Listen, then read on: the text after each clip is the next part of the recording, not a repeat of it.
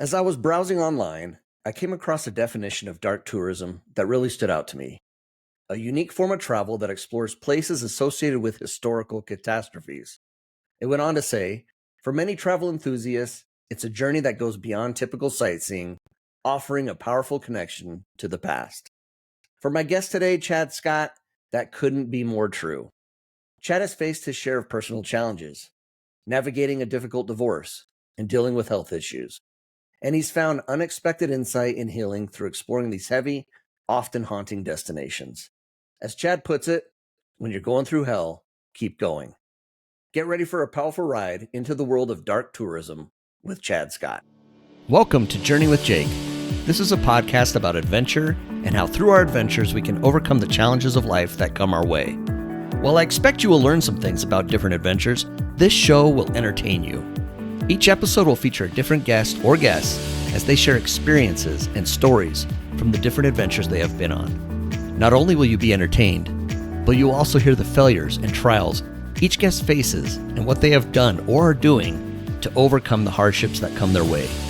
My goal is to take each of us on a journey through the experiences of my guests with the hope that you'll be entertained and inspired to overcome your day-to-day challenges. After all, it's not all about the destination as it is about the journey.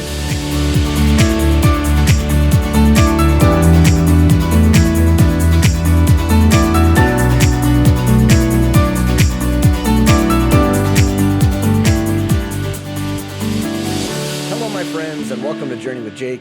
I'm your host, Jake Bushman, and I'm so glad you're here. I'm especially excited about today's episode with Dr. Chad Scott. Chad is a therapist who's faced his own share of personal struggles, and as you'll hear, dark tourism has played a surprising and powerful role in his healing journey. Now, if you're not familiar with dark tourism, you're not alone. I wasn't either until recently, but after talking with Chad, I can honestly say I'm intrigued and even a little hooked. Before we dive into our conversation, just a quick reminder, make sure to subscribe to the show wherever you listen to podcasts so you don't miss any upcoming episodes of Journey with Jake. If you'd like to see clips from past, current, or even future shows, follow me on Instagram at Journey with Jake Podcast. That's also where I share a bit more of my personal life and adventures, so it's a great way to connect.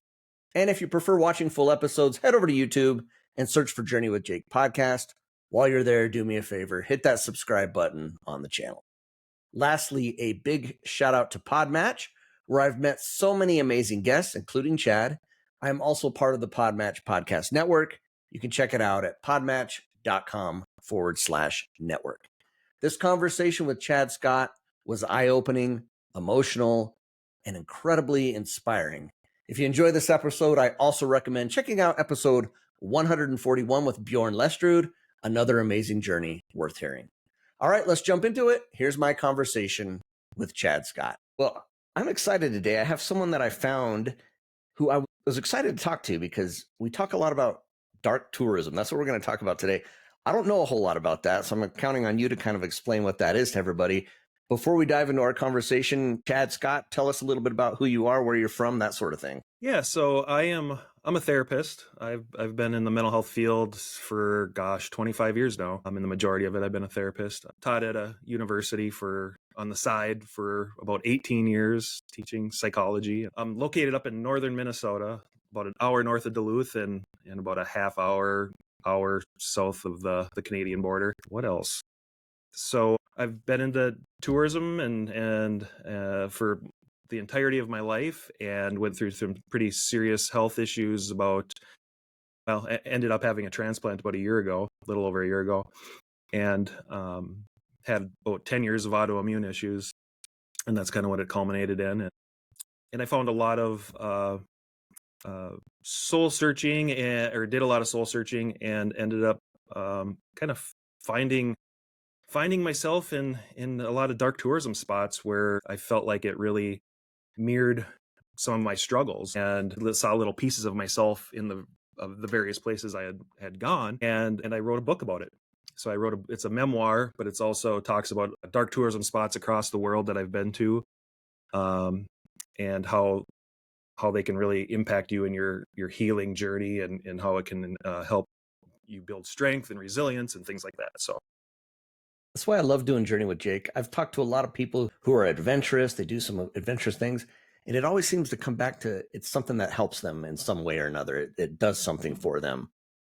For me, it's Hmm. talking to these folks, talking to people like you. It does something for me. It builds me up. So I'm excited to hear Yeah. about that. You Yeah. talked about having Yeah. some health issues. Before we jump into some of that, family, do you have any kids or anything like that? Yeah. I have a 25-year-old. He's a graduate of the University of Minnesota. Just this last year, he was elected mayor of our town. So, and How he's about been my that? companion on many. So we have a lot of the same interests, and he's been my companion on many of these dark tourism travels and other fun Wow. travels. Yeah, yeah. So 25-year-old mayor, huh? yeah, yeah, one of the youngest in Minnesota history. So that's pretty cool. That is cool. That's awesome. Yeah, Well, yeah, glad to hear yeah. that. He amazes me, mostly in good ways, but some in not so good ways. But he amazes me just about every day. Yeah, that's pretty wild. Wow, that's exciting. Yeah, Congratulations. That's yeah, fantastic. yeah. Thank you. So I know you said before we got going here and started recording, you mentioned you've done a lot of like adventure type travel and things like that. But I know your story is you kind of some things happened, you had some health issues. Do you mind kind of just telling your story? That way we kind of know kind of where this all came about. Yeah, absolutely. So, gosh, so like I said, I've been a traveler my whole life. As a kid, we traveled around the country visiting relatives and hitting historical spots along the way. And I think that started where it might have started getting into my blood a little bit. I became a pilot in college. I got my private pilot's license, and that's been something that's always been in my blood also. So I just love the travel. Wanted to be an airline pilot, but gosh, settled for being a therapist. Yeah, ended up getting married, and we were married for well, we were together for almost 11 years, 12 years, something like that. Great marriage. And then we had a rough patch at that last year. I started getting a disease called vasculitis, where it's inflammation of your blood vessels, and it just wreaked havoc on my life. I started getting really anxious on top of it. Probably always had a little bit of an underlying anxiety problem my whole life, but then it really came out during that time. And as a therapist, I'm just a person just like anybody else, and I really struggled with that.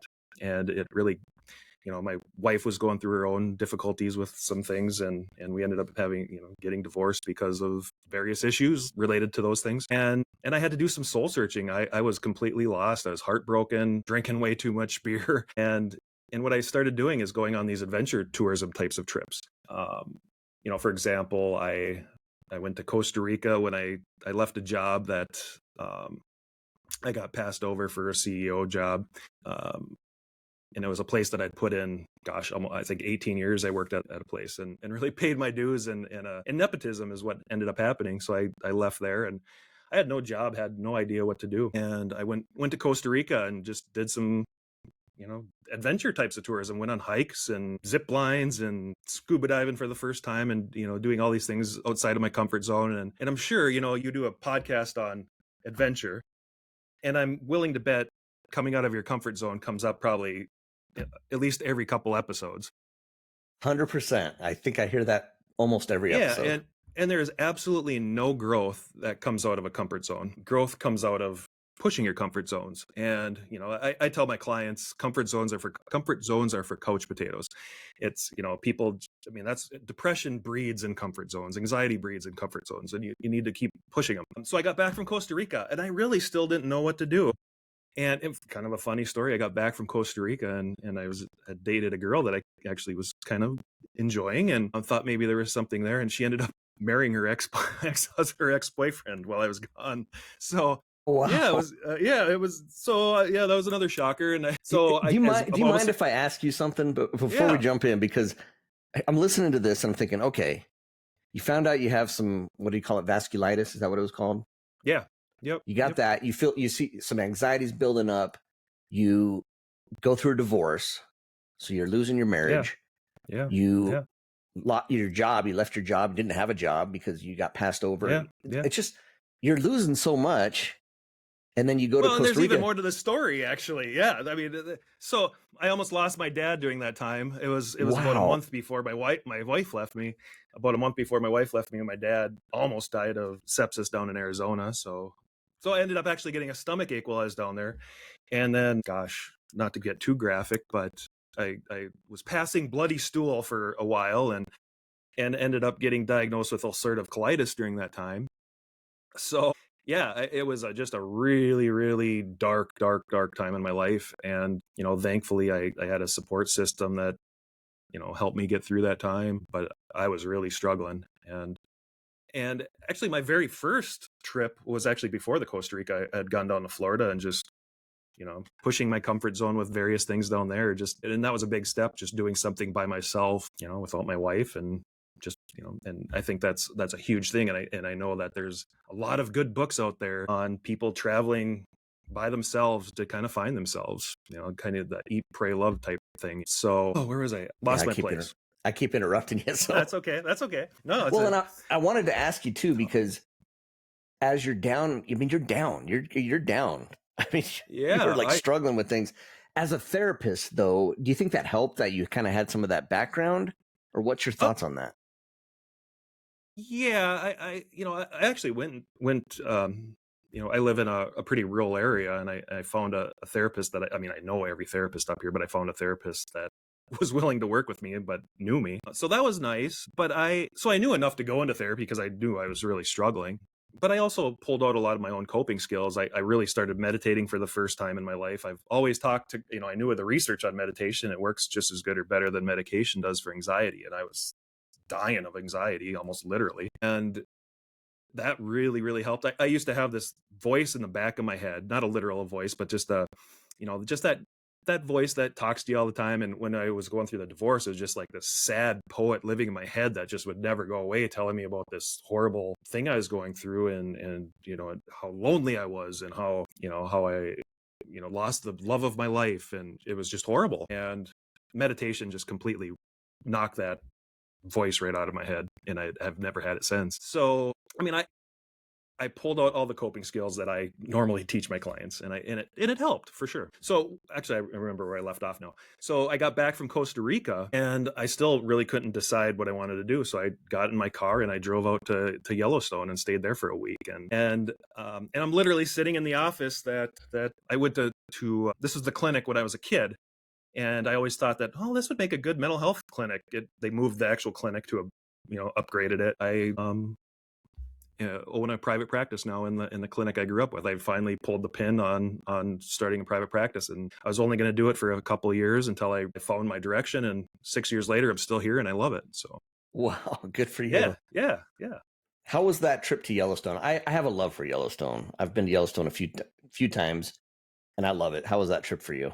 Yeah, you must not be too far there, being in Utah. Yeah, not far at all. 4 hours, 5 hours, something like that. Yeah, just being amongst the buffalo roaming, and I really wanted to see a grizzly bear, never saw one, but I had my bear spray, so I was ready. Yeah, it was the beauty of it is just, you're not. I'd never been to a place like that, and I'd never been a mountain person. I've never really explored the mountains, and then after that, I've gone to the Rocky Mountains, and really I can't wait to get back to the mountains, Colorado, and a variety of places I've been now. And um yeah, yeah, the Costa Rica mountains were pretty cool too. Go hiking around the Absolutely. Arenal volcano, and yeah, I love it. really cool.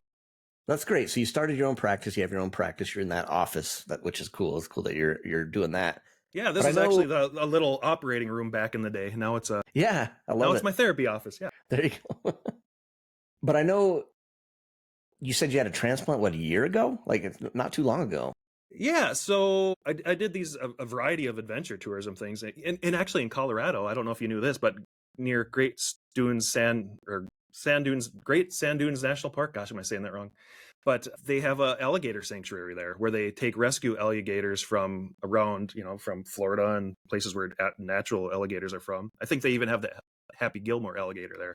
So you pay money and you help out their veterinary staff there inspect the alligators. So you walk out barefoot into swamps, grab alligators by the tail, drag them to shore so they can inspect them, and you jump on their back. I mean, it's like literally you're like a crocodile hunter out there. Wow. Yeah, it's really gets the gets the blood pumping. And I actually did a bunch of stuff like that. I started scuba diving, and I went scuba diving with sharks and got certified and did that. And what else did I do? Took a venomous snake handling class in Florida. And I used to not even be able to watch, talking about comfort zones, I used to not even be able to watch snakes on TV. It would just gross me out. I'd get so much anxiety just watching a snake. And then I got to the point where it's like I was actually literally handling these snakes with my hands and these hooks. Wow. And yeah, it was really cool. Rattlesnakes. So yeah, I did a lot of stuff like that. And I had some really good years. I did a lot of adventure tourism, and at the same time, I've always had a significant, deep respect for history. So I have always would go to historical spots whenever I went somewhere. I've always kind of had a little inside of me. I've always liked kind of exploring the taboo, things that are just a little, things that push people's comfort zones.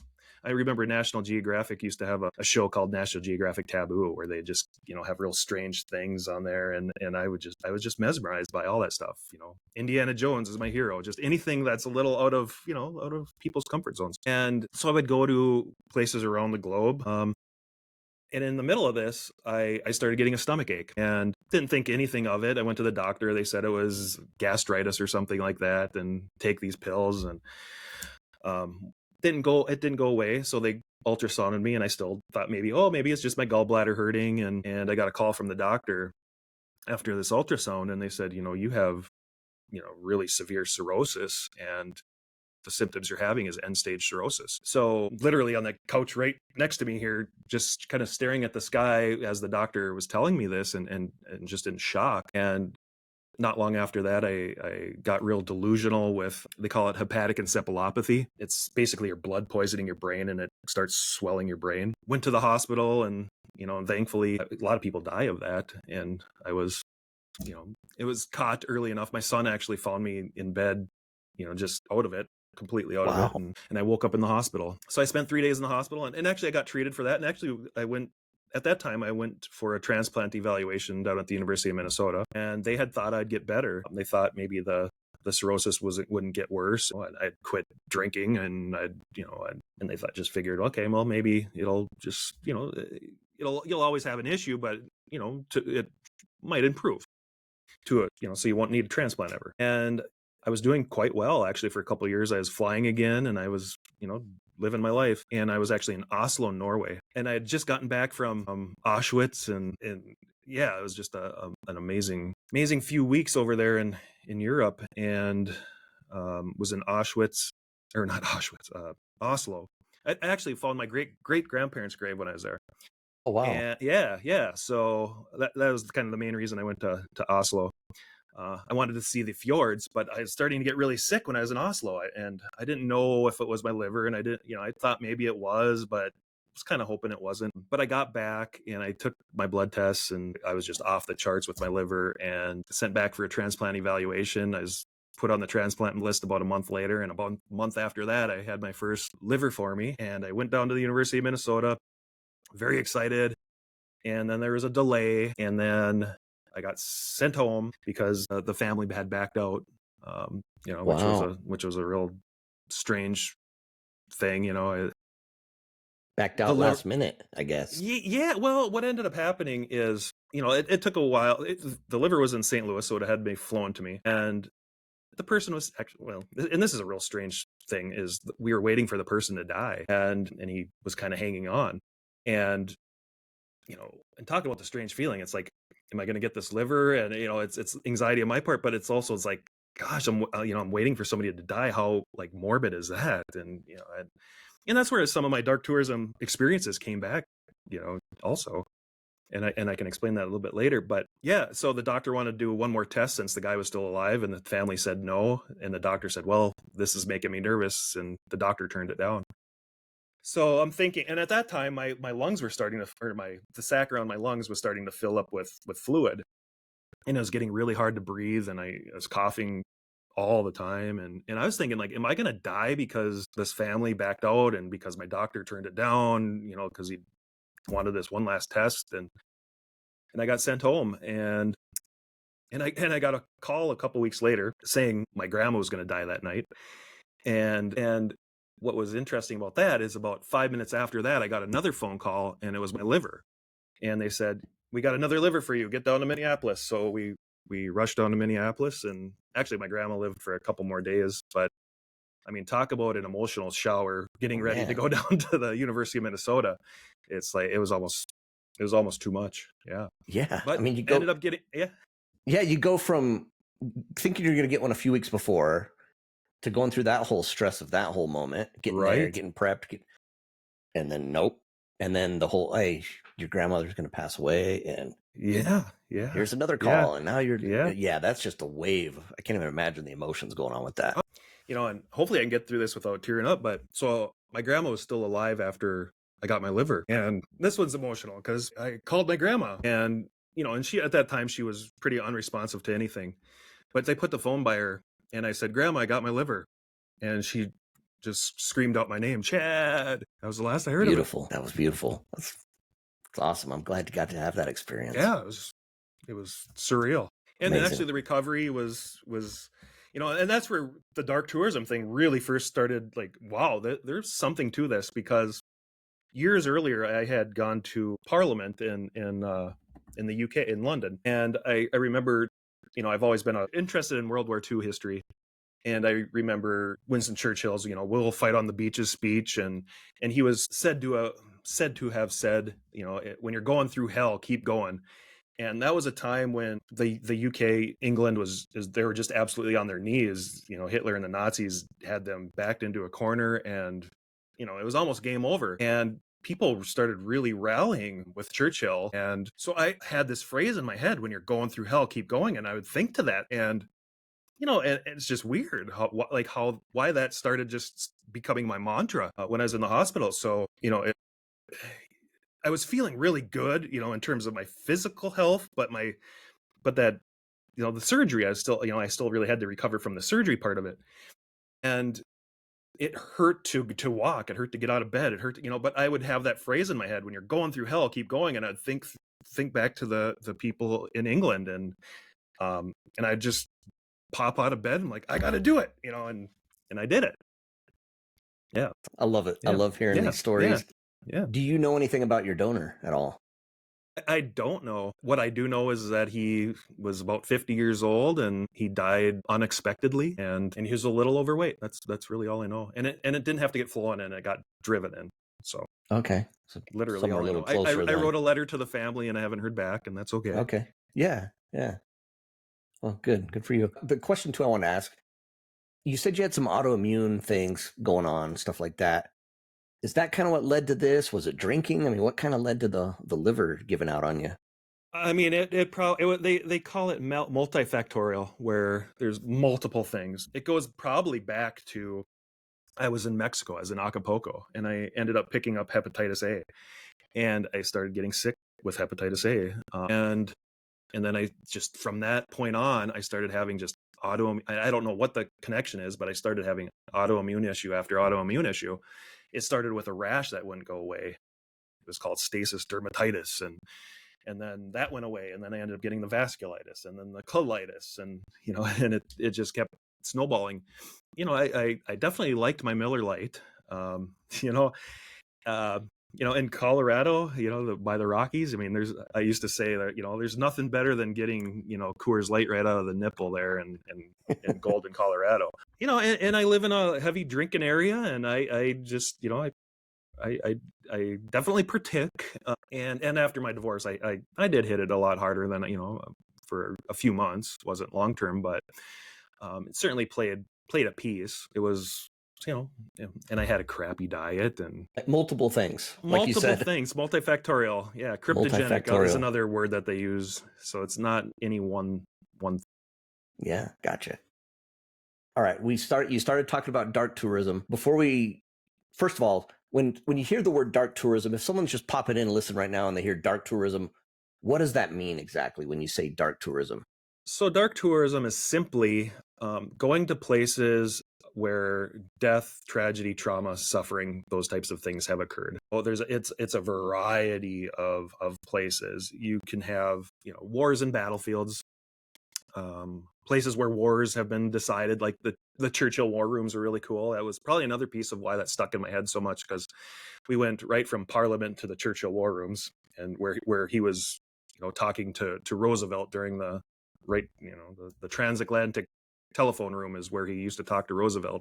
I don't know if it was every day or whatever, um, but prisons, you've been to prisons, Alcatraz and the Eastern State Penitentiary, and in London they have the Clink prison, and South Africa. I haven't been to this one, but South Africa they have Nelson. I can't think of it off Yeah, the top of where my head, Nelson but Mandela was Nelson at. Mandela was at, and so there's a place in Australia, and so there's former prisons around the world. A lot of people consider those dark tourism. Places of crime and punishment, like the Whitechapel district in London, where Jack the Ripper was hanging out. And so a lot of gangster tours or even ghost tours, those types Hmm. of things around, a lot of them are in a lot of big cities have those now. What else?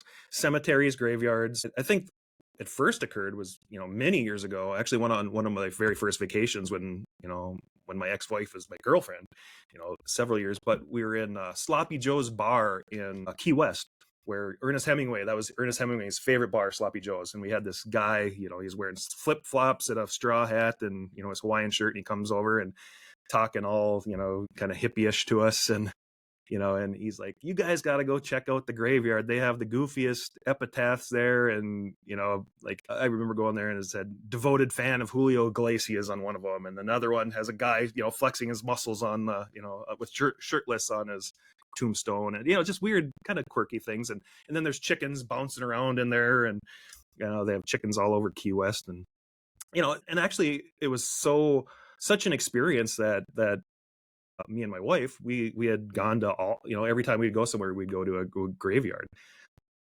Paris is one of the best places to go if you're going to go tour graveyards. They have the Père Lachaise, where, Frédéric Chopin, the concert pianist, but my favorite there is Jim Morrison. He's in there. Oh, He wanted to get buried in, well, I guess he didn't want to. They wanted to bury him in Paris because they didn't want a big to do coming back to the United States, and they're just like, oh, let's just do it quietly. But the for a dark tourist, the Paris catacombs. yeah. That I've never been to Paris, but that's if I go to Paris, I want to go to the catacombs. I had a coworker of mine who went there, and she showed me some pictures, and I was like, Yeah, wow. yeah. And you would think it's, I think I went there more for the, kind of the taboo, this has got to be creepy, and you go in there and it's not creepy. It's actually, I mean, maybe it is creepy to some people, but you have bones stacked, 6 feet high by, 6 feet. I mean, you're going through these tunnels around, 100 feet below the Polaris or whatever it is.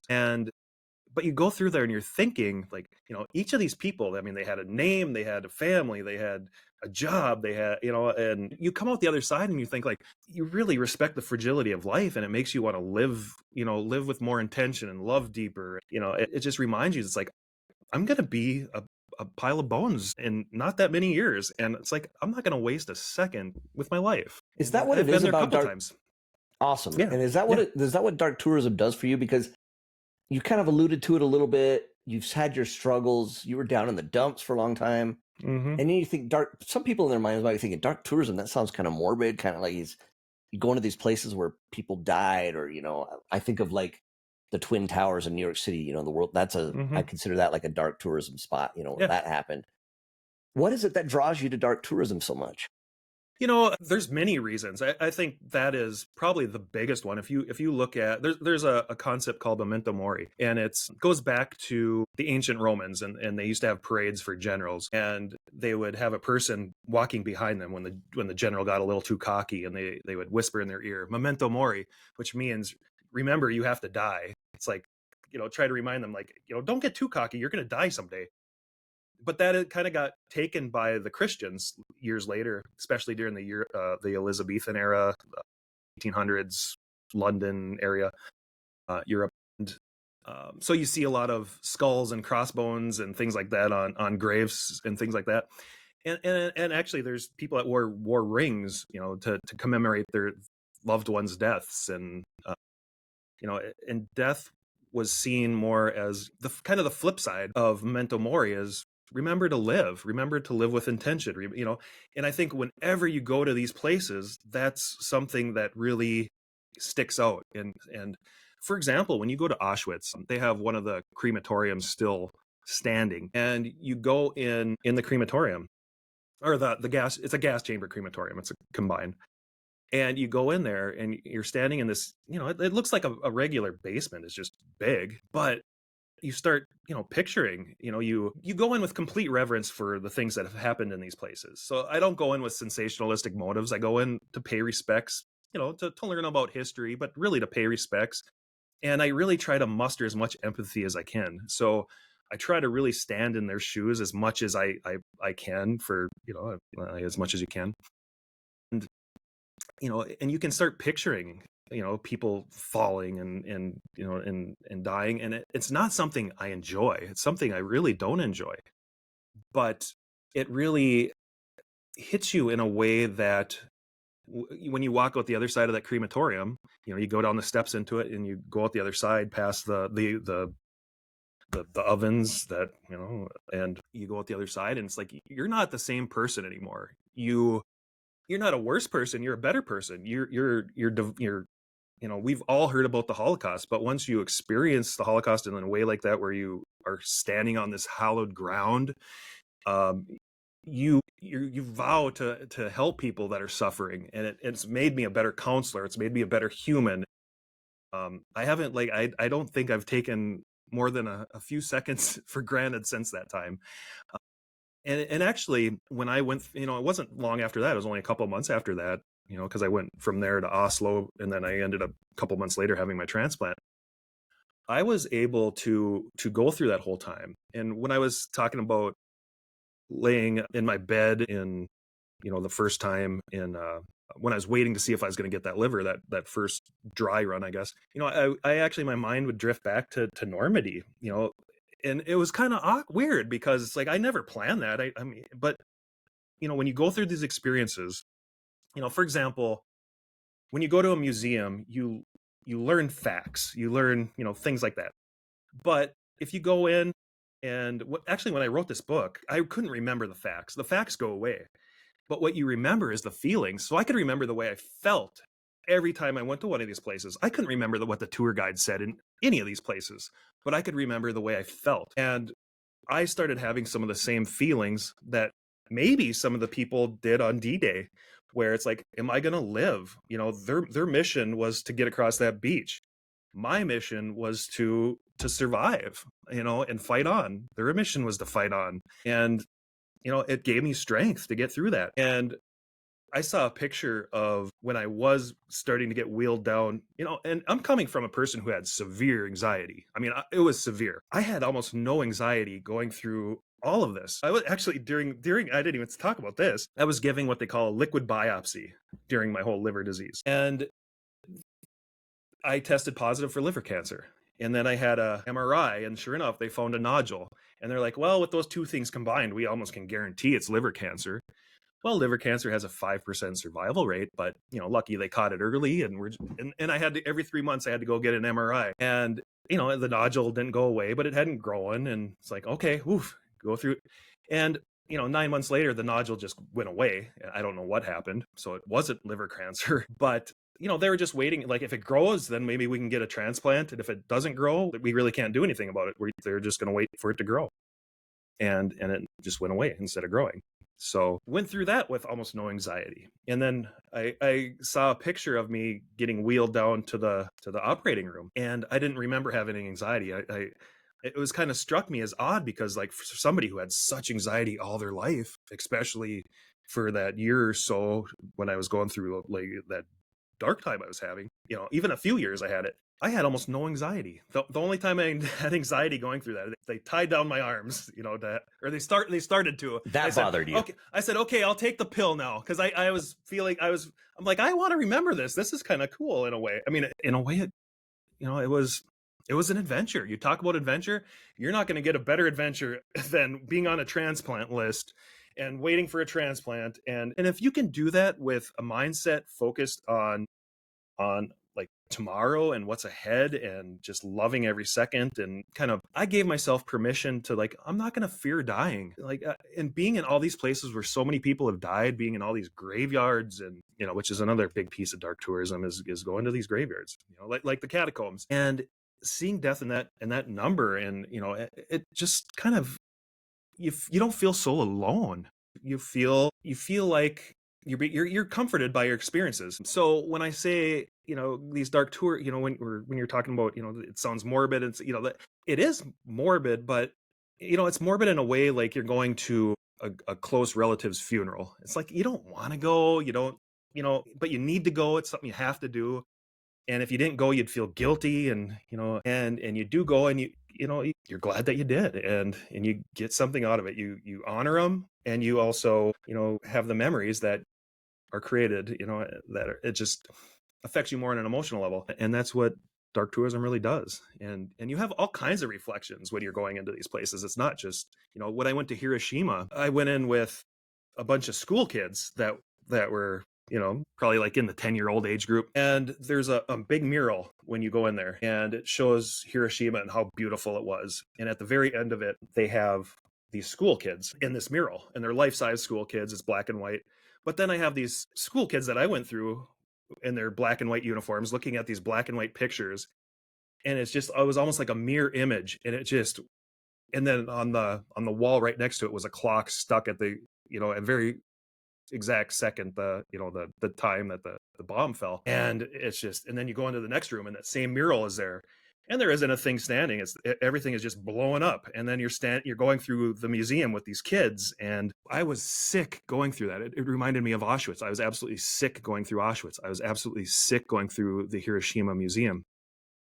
And I felt so guilty being an American. It's like I understand that there were major decisions that had to be made, and I'm not saying we were right or wrong, but also it makes me think, it's like, we nuked a civilian city, and Yeah. I'm glad I didn't Wow. have to make that decision. I'm glad, No kidding. Wow. So yeah, and because you do that, you feel like you're honoring the memory of the people that died. And again, you walk through these places, and you don't come out the same person. You come out a better version of yourself, a person that's just more of a humanitarian, a person that just loves deeper. Is it safe to say that for you, this has meant so much to you, partly because of that anxiety? I mean, it seems like it's helped your anxiety. You're a therapist. You know better than me. Has it done something for you from that respect, medically, do you think? Without a doubt, and that's what my book is about. I talk about my experience, just basically the things I just said, and I go into a lot more detail, especially about how the different reflections you have at these various places. But it's a healing experience, and it doesn't heal in the same respect that a medication does, but it heals you much more on an existential level. It's very similar as somebody going on a religious pilgrimage. There's actually a really good book that researchers wrote. And actually, the guy who wrote the foreword for that book actually wrote the foreword for my book, which Very is really nice. cool. Yeah. So I'm actually going to get sidetracked here. When I was in Oslo, I read a National Geographic article, and it was interviewing a guy named Philip Stone, and he was he's a researcher, and they said he was the world's foremost academic in dark tourism. I'm like, well, dark tourism, that's an academic, it's actually an academic discipline, which I didn't know. It sounded like just kind of a neat label, but I found out that day that it's actually an academic discipline. And in that article, it talked about, what are the different motivations for dark tourism. Yeah, you have some people that are into it for more like blood and guts and the sensationalism, and then there's also people like me that really get something out of it on a deep emotional level. And so I put out a concise version of the book. I just did a self-published concise edition of my book and threw it out there just kind of to see how it would do, and it did really well. It was number one in multiple categories in Amazon and stuff. And then this Dr. Philip Stone that was in the article, he contacted me, and we developed a relationship, and I had asked him if he wanted to write the foreword to my book, and he did, and it's been just awesome and mind-blowing. And yeah.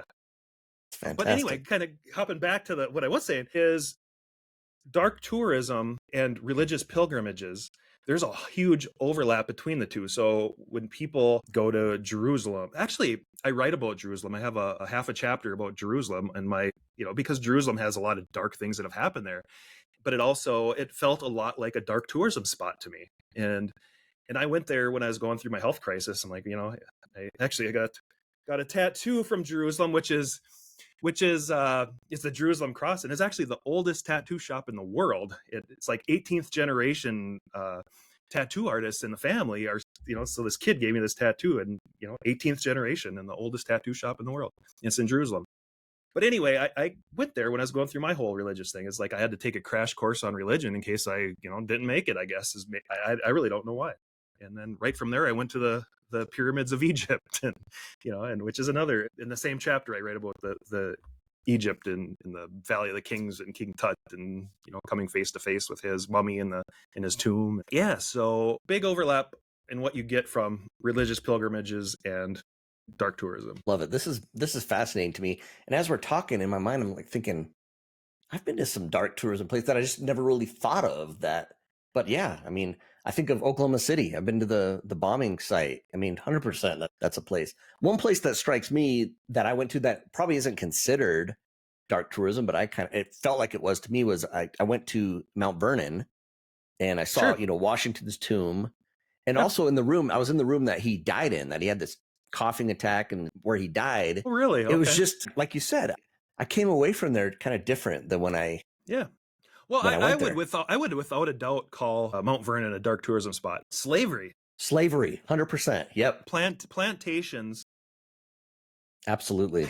There's one plantation, like every one of your listeners, I need to go, at least your American listeners, need to go to the Whitney plantation. It's down about 45 minutes out of New Orleans. And the Whitney plantation, most people think of like plantations, it's like, oh, Southern belles and all that kind of stuff. And this is the exact opposite. This is plantations from the slavery point of view. It's beautiful, but the actual the main house is just walk through, and they do that on purpose, I'm sure of it, where it's just a walk through space, and they have the slavery huts and the jails, and they have a bunch of heads on a pike from a slave revolt that statues, of course, and it has, it's just some place that if you go there and fly your Confederate flag, you got something mentally seriously wrong with you. I mean, it's something that will change your life. And it's similar to Pearl Harbor or going to the 9/11 museum. Whitney Plantation, absolutely. Whitney Plantation. I got to remember that one then. Add that to my list. Yeah. Wow, yeah. fantastic. So all these places you've been, and you've been to a lot of them. We talked about the catacombs and Auschwitz and Hiroshima and places like that. Is there anyone in particular that kind of shook you the most, that you kind of just really, got to you? Oh man, when I walked through the gas chamber at Auschwitz, I mean, I knew coming out on the other side and that things were different. Going there, we took a bus there from Krakow, and it is, I don't know, maybe like an hour ride. I can't remember exactly, but kind of like, oh, this is gonna, kind of a little nervous going there, but it's like, oh, okay. And then you get there, and like, oh my God, the reflections you have, and seeing the cruelty that humans did to humans. And a big piece of the reason I went there is there's a book called Man's Search for Meaning by a psychiatrist named Viktor Frankl. And he was a psychiatrist. Well, he wasn't. He was a doctor at Auschwitz. He was a Jew, and they kept him alive because he was a doctor. And and he talked about his experiences there and how they could predict who was going to live and die, not by who went to the gas chamber, but by who basically had a will to live. And that really struck me. And that is something that I think most dark tourism spots, that they do, is that they help you find your own meaning and purpose in your own life. You just start having these reflections when you see that, such horror. It causes you to have those reflections and to just, like I said, live with more intention. And you just, it became more crystal clear to me kind of what my purpose was. And it's to love my family, friends, and to help people. That's what makes me tick. That's why I wrote the book. I mean, it's that, and because I had a ton of energy after a transplant. Yeah. That I haven't had in many years. What have I been missing all these years? Yeah. A liver. Yeah. That's what it was. Yeah, a liver. Right. Exactly. Wow. Exactly. This is amazing. And I'm kind of getting just, I don't know if I'm getting emotional. I don't know. It's just hearing you talk about the things is really, it's affecting me. Tell me about the book a little bit. Where can people get it? What's the name? And then just a little bit about your book so I can let people know about it. So it's Beyond the Darkness. It's Transformative Journeys Through Dark Tourism. The publisher is White Fox Publishing. They're out of London. Little small publishing, but they do a lot of the big. Actually, the person, you can see my book cover behind me. The person who did that's a senior designer at Penguin Books. I mean, so it's like it's been done by like the absolute top notch professionals in publishing. So it's a really well written book, and it has awesome. It's been through some editorial critique Reviews.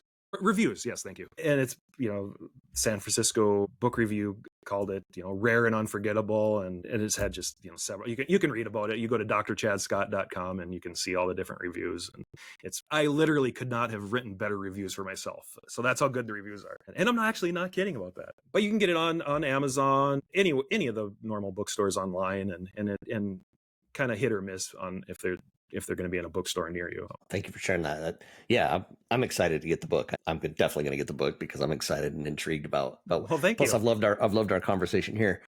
So, if there's someone out there, maybe, and you're a therapist, and you have someone who's maybe struggling a little bit, and they're kind of dealing with some depression, maybe they're going through divorce or relationship issue or some health issues. Why would you say that going on a dark tourism trip or whatever? What would be the benefit to them to do that? What would you say to them? Well, I would say just go. And you start seeing pieces of yourself in almost all of them. For example, I was at the Jesse James house where he was shot. And it's like, okay, I went there for the history of it. I actually went there to go to a psychiatric museum, which is probably one of my favorite museums, the Glore Psychiatric Museum in St. Joseph, Missouri. It talks about the history of and being a therapist. That was just right up my alley. So if anybody has an interest in psychiatric stuff, that's the place to go. But also in that same town, Jesse James is the house that he was shot in was there. And it has the picture frame that he was adjusting when he was shot by Robert Ford. And I started having reflections that night about betrayal. And I talk about this in my book, and I don't want to get into too many details, but I've had some pretty big betrayals in my life. And by people close to me, and by a really good friend that I talk about, and I actually talk about the job I had where I felt really betrayed by my employer because of this nepotism, and they gave CEO to somebody who was somebody's wife, and you have just these reflections, and I guess you don't know what you're going to get when you go to these places, and if you go to enough of them, or even if you go to one of them, you're going to have something that benefits you on an emotional level, and you don't have to travel far to go. I mean, almost every town has a graveyard. Go walk through your graveyard. You're going to find interesting things in your graveyard, like even little haunted tours. I mean, actually, next week, I'm going to be in Boston for a trauma conference, and I'm taking a day, and I'm going to go stay at the Lizzie Borden house, which is known for gruesome axe murder, and it's supposed to be one of the most haunted houses in the world. And I'm staying alone in Lizzie Borden's bedroom. Okay, I'm going a little bit for the sensationalism of it, I admit on that one. Some of the ghost tourism, it falls more into that. And there's a spectrum of dark tourism. There's very serious stuff like Auschwitz and Hiroshima, and in the catacombs, I'd stick more on that side, and in graveyards, but then there's other ones that are a little more, I would almost call them fun, like the London Dungeon, which is, it's they have you walk through these different rooms, and they have actors acting different, and I've been to a few of them. There's one in Berlin, and I think there's some other ones too, but those are the two I've been to. And they're actors, and they do this like they call it gallows humor, where they talk about getting your head chopped off and ha ha ha, but it's also telling you history, and you're thinking like, this really did kind of happen. I mean, this did happen to people, but it's so far removed, and it's not on the location, so you're not really on hallowed ground, and it's kind of fun, but you're also learning, and it also hits you a little bit on an emotional level. So there's that kind of stuff too. But when you're really on the sacred side of things, where you're walking on that hallowed ground, I mean, it changes you in the fabric you're made out of, and in a good way. You're, like I said, you're a more caring, loving, more devoted person to the things that keep you motivated in life. It's interesting you talk about Boston. Boston came to my mind too, because I've been to Boston a few times, and the cemeteries in Boston, they're all over the place. And that's one of the biggest memories I have of my time in Boston, was seeing those different cemeteries with some famous revolutionary folks in it. And walk through and see Samuel Adams, and absolutely. Wow. Yep. So my final question that's actually chapter 2 of my book. I talk about the Boston and how kind of how America's built on both like, yeah, we have some, we fought it for independence and rah, rah, rah, fireworks. But then we also slaughtered a bunch of Indians, and we had the Battle of Wounded Knee, and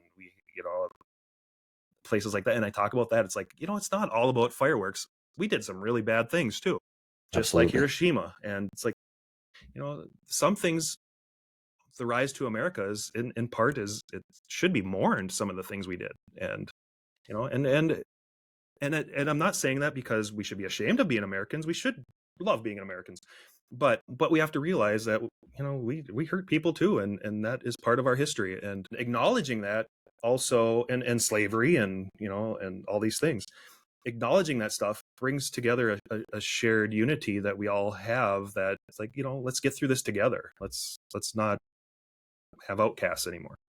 Absolutely. Which in America right now, it's a little scary. For sure. This has been fascinating. I've loved this. This has just been great to talk about. My final question to you, and it's a question I like to ask everybody, and is what does adventure mean to you? Gosh, I think anytime you go out of your comfort zone, it's an adventure. Whether it, for my clients, sometimes going to the grocery store is an adventure, because that they stay in their house, they don't leave, they're depressed, or they have agoraphobia, where they have panic and anxiety just leaving their house. And going to the mailbox for some people is an adventure. For me, yeah, okay, going by myself across the world, that's an adventure. But just step outside your comfort zone. If it's just a little bit or a lot. I went my biggest fear in life, other than family dying, is, as a pilot, is skydiving. It's like, why would anybody want to jump out of an airplane? And I was riding my bike down in Texas a couple weeks ago, and I saw skydiving on an airport, the side of an airport building, and I'm like, oh my God, I got to do it. It was a challenge to myself, and I did it, and I did it with almost no fear. And again, it's like, every time I've done something, whether it's adventure tourism or dark tourism, it's coming out of your comfort zone, and that's what makes you a better human being. And so I love your podcast and its adventure focus, because adventure is important. And like you said, almost pretty much every episode, coming out of your comfort zone is mentioned. I bet. There you go. We talked about it earlier. You talked about it again right now. Dr. Chad Scott, thank you so much for coming on Journey with Jake. Yeah, Jake, thanks for having me. It's been a lot of fun, and yeah. Everybody, Beyond the Darkness. Beyond the Darkness, go get it for sure. It's out now, yeah. Wow. Thank you, Dr. Chad Scott, for joining me on Journey with Jake and sharing your powerful story. Hearing how dark tourism helped you process your struggles and spark something deep within you was truly inspiring. I'm so grateful we had the chance to have that conversation. Be sure to check out Chad's book, Beyond the Darkness, Transformative Journeys Through Dark Tourism. You can find it on Amazon or visit his website, drchadscott.com, to learn more. And don't forget to follow him on Instagram, Dr. Chad Scott. These episodes give me so much energy and make me appreciate life in a deeper way. I hope you're feeling that too. If this episode resonated with you, would you do me a quick favor? Share Journey with Jake with a friend. Just one person you think would enjoy or be inspired by it. That small act helps the show grow and keeps the journey going. And as always, I'd love to hear from you. Email me anytime, jake@journeywithjake.net, or send me a message on Instagram @journeywithjakepodcast. Thanks so much for tuning in. It truly means the world to me. We've got another great episode coming next week. I'll be chatting with Larry Campbell, who took an adventure down the mighty Missouri River and wrote a fascinating memoir about the experience. It's a fun and thought-provoking conversation I can't wait to share. Until then, just remember, it's not always about the destination as it is about the journey. Take care, everybody.